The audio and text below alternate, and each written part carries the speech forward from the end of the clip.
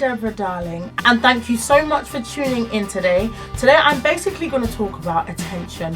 When I was younger, I made a lot of mistakes, and a lot of these mistakes were just basically lack of knowledge. And I feel like I'm now in a place, okay, I'm not old, I'm 25, but I'm now in a place where I can give back and let people know some of the things I should and shouldn't have done. And I just think it would just be very beneficial for a lot of younger ladies to know what to do when you are getting male attention. Okay, so this is the story. I remember I was quite chubby when I was younger, and I wasn't the most facially attractive when I was younger. I can remember at my school, at the end of each year, if you were in year 7 to year 9, you would get to go on this trip, and the trip that I went was to Charenton. And so a group of me and my friends, we all decided to go on the same trip, and we were really excited that we were going to Charenton together. And we were about 14, and my friends were all Caribbean, light skin, nice hair, very pretty in the face, and there's me, this African girl. Okay. We went to Charenton.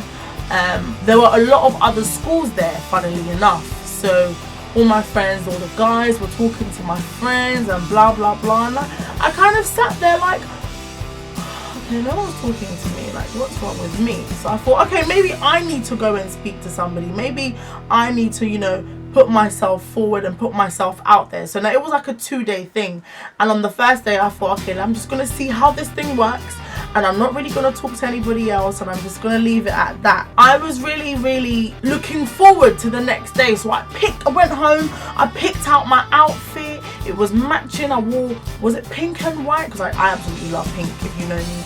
I picked out this outfit. I was really excited, and got ready the next day, went on to the coach. We got to Charenton, excited, yeah, we're at Charenton. And I had this game plan, like, yeah, I'm gonna see a guy that I like, and I'm gonna try and get his attention. So we'd gone on a few rides, we were chit-chatting, enjoying ourselves, just enjoying the day. And I see this guy, and I'm like, oh, he's quite nice. So I told my friends, oh my gosh, I think he's quite nice. And I didn't have friends that put me down back then. Like, I didn't have friends that would be like, oh no, Deb, I don't think you should go for him. No, they were all like, oh okay, yeah, should we go talk to him for you? Should we go talk to him for you?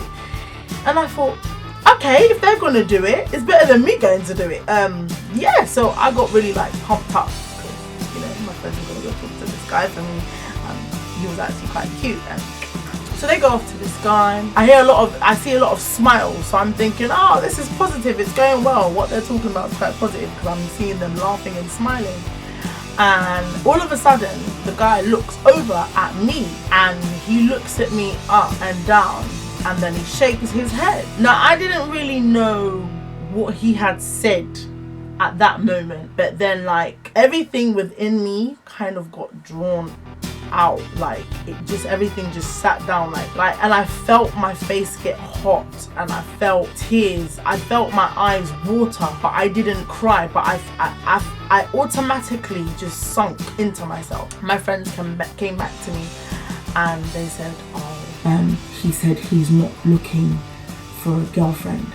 And I was like, oh yeah, that's fine. I wasn't looking for a boyfriend. I just kind of wanted to talk to him. And they were like, oh well, he said he doesn't want to talk to you anymore. Doesn't think you're nice. Oh. Okay. Okay.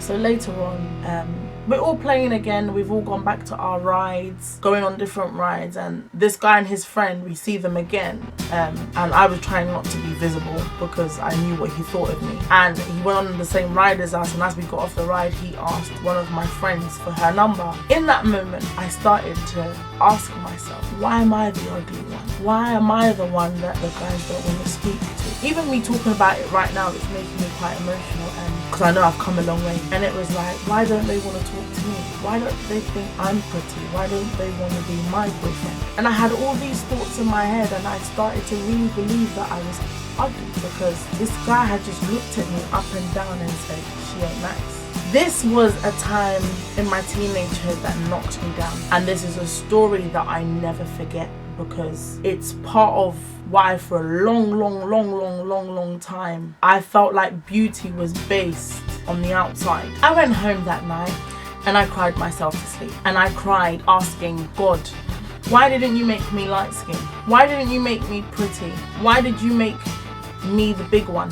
Why am I not slim like everybody else? Why? So it was after that trip that I started to starve myself because I really wanted to be slim and I really wanted to look like these girls. Now, if anybody from my secondary school is watching, they'll probably think Deborah was never like that. Deborah was like one of the most confident people at school. She was loud, she was popular, but nobody knew the things that I was dealing with inside. I genuinely thought I was one of the ugly ones, that nobody liked me, and I dealt with low self-esteem for a very long time. I mean, I probably didn't kick off low self-esteem until about the age of 23, 22, 23. About 23 actually, 23. I didn't start to work on my self-esteem until about the age of 23. And between 14 and 23, I spent a lot of my years seeking validation, trying to get attention, wearing things so I'd get attention, doing my hair in a particular way to get attention, wearing different types of makeup to get attention.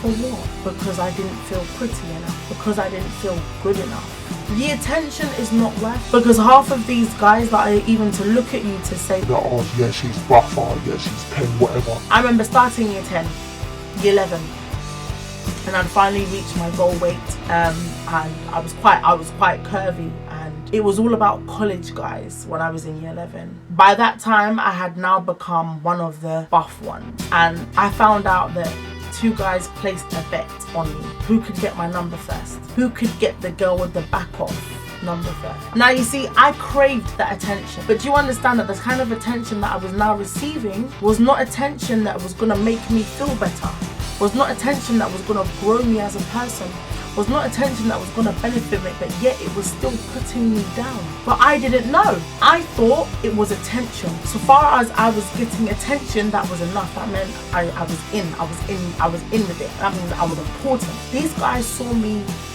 as nothing but a bet to get my number. So this video, I want to talk about getting attention. I'm not going to go deep into self-love and self-esteem, but why do you want attention? Why do you do what you do? Why do we seek validation? Why do we want people to accept who we are? Is it because we are scared of not fitting in? I was scared of not fitting in, but you know what? Now I embrace the fact that I don't fit in. I don't. And I know somebody out there probably right now feels like they're a black sheep. You're not a black sheep, you're a beautiful sheep. Because God is going to groom you into such a woman that the people that used to look down at you, the people that used to think that you weren't pretty enough, the people that used to think that you weren't good enough, God will now lift you to a certain place that they won't even recognize who you are. You will become so beautiful, because one thing I say all the time is that Jesus is the most beautiful. So if Jesus comes to live inside of me, I automatically gain that beauty. Your inside will radiate so much that you will become one of the most beautiful things that ever stepped on this earth. And you don't have to seek validation in anybody. Because the realist is, the people that you are trying to seek validation from, they probably don't feel confident within themselves. So they can't even recognize who you are. The people speaking down at you, the people mocking you, the people telling you that you're not pretty enough, that you're not light skinned enough, or that you're pretty for a dark skinned girl. Sorry, it's because they don't recognize that type of beauty. They don't know what it is. They don't know what it is. I want to encourage somebody out there to think. Think about why you talk the way you do. Think about why you say the things you say. Think about why you admire the people that you admire. Think about why you dress the way you dress. Why you do your makeup the way you do your makeup.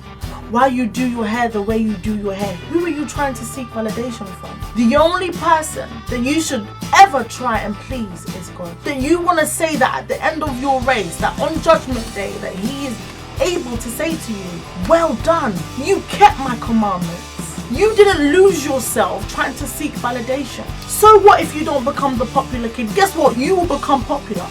The people that look down at you and mock you for the things that you're doing now are the same people that will one day follow you. And I'm a living testimony of that. I'm a living testimony. The same guys that used to laugh at me because of my weight are the same guys that will try and get my number. It's okay, because you're gonna blossom into a beautiful flower. Lift up your heart, lift up those crying eyes and wipe your tears, baby girl, because you're beautiful.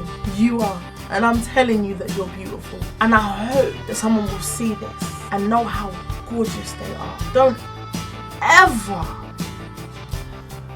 in your life let somebody tell you that you are ugly. You are fearfully and wonderfully made in His image and in His likeness. Anybody that is not able to see your beauty or acknowledge your beauty is not worth having around. Yeah, I said it. I love you so much. Thank you so much for watching. I hope you were blessed and encouraged. I love you plenty, plenty, plenty, plenty. Like, subscribe, comment. Please comment below. I really want to know what you guys think. I really do. Share this with your friends.